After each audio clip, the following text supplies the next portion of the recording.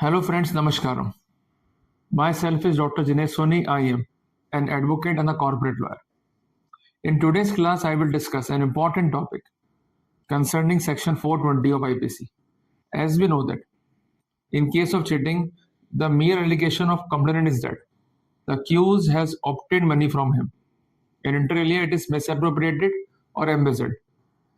But the prime attack of accused in those cases is that the alleged transaction appears to be a civil dispute.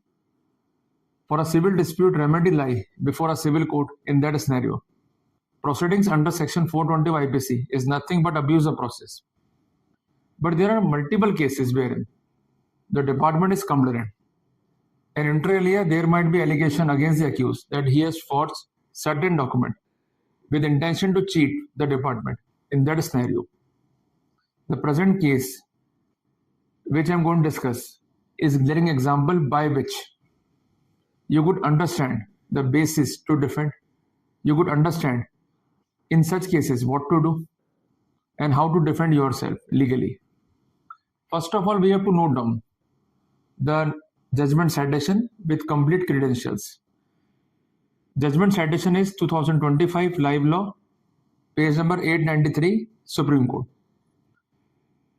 The name of judgment is Jopali versus State of Andhra Pradesh. Petition number is 9744/2024. It is decided by Honorable Supreme Court on 10th of September 2025. In that case, the accused persons were prosecuted as per Section 420 of IPC. In the meanwhile, they have moved before Honorable High Court for quashing of the entire proceeding on ground that it is abuse of process. But High Court declined to intervene, and ultimately the accused persons moved before Honorable Supreme Court for vindication of the grievances. The prime submission of the accused persons is that applicant is basically a society named as JVRR Education Society, and apart from that it is running a college since 2016.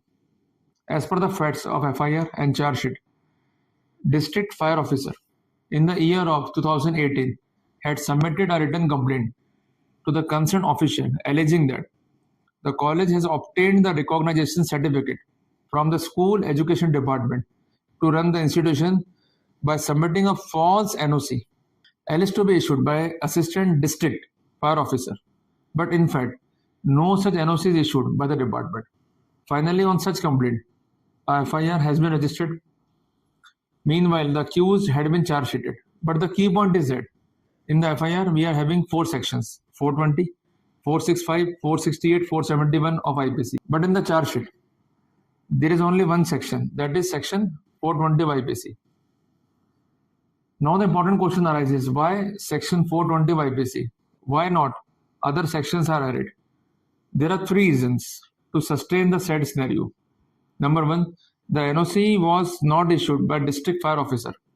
It is an allegation of the department.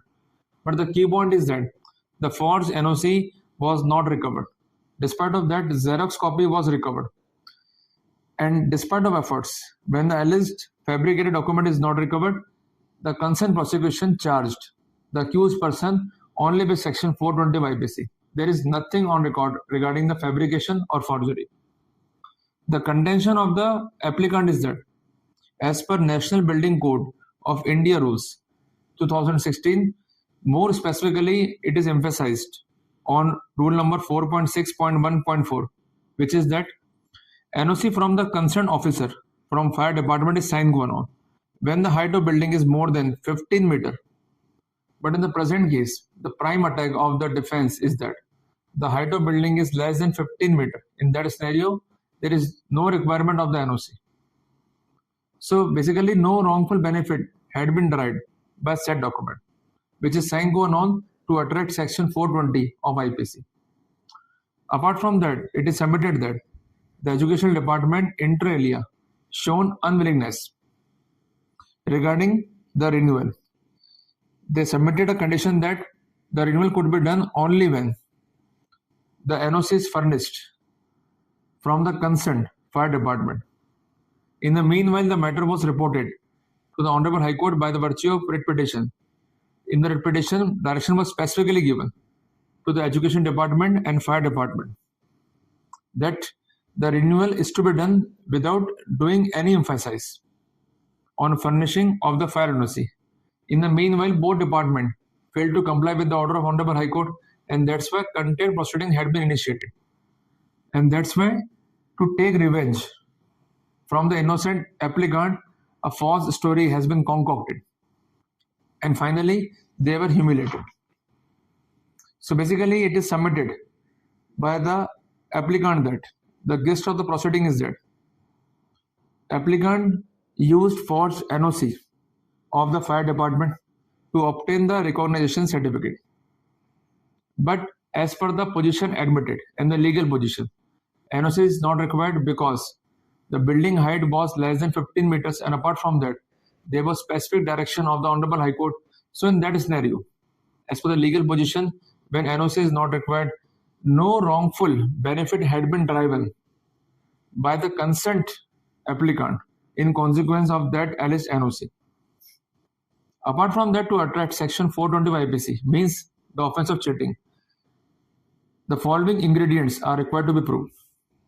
Number one, there must be a deception by the person, and apart from that, the statement must be false, and the person who is making the statement must know or has reason to believe that it is false.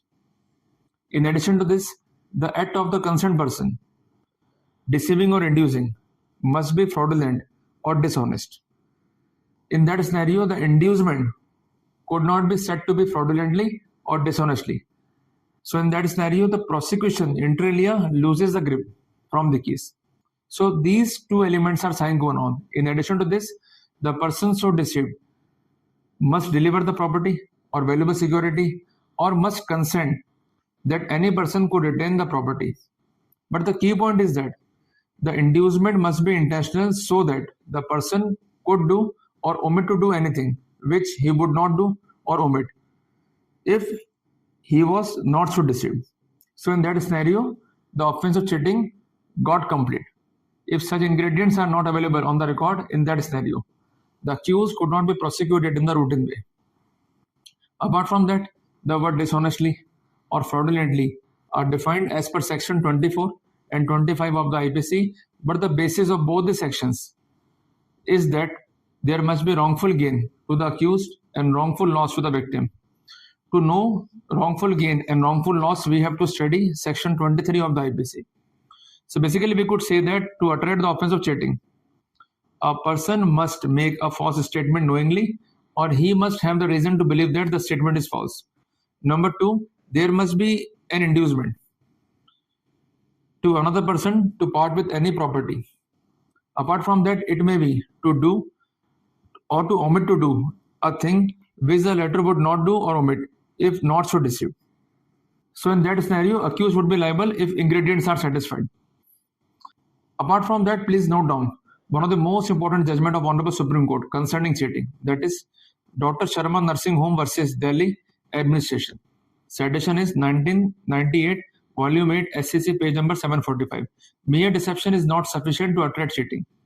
Apart from that, in judgment of Hridaya versus State of Bihar, citation is 2000, Volume 4, SCC, page number 168, it is observed that to constitute cheating, two elements are required to be proved. Number one, the person inter alia deceived, and apart from that, there must be dishonest inducement on the part of accused so that the person so deceived could deliver any property, and apart from that, he might be compelled to do or omit to do anything which he would not do or omit if not so deceived.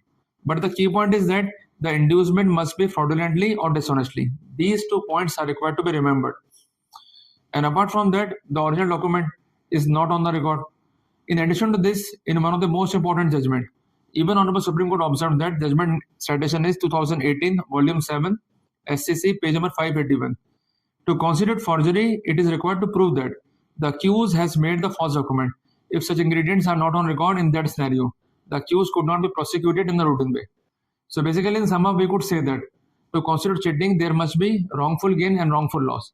If said elements are missing, and apart from that, there is nothing to show any intention, means the intention to commit fraud or to act dishonestly are missing in that scenario.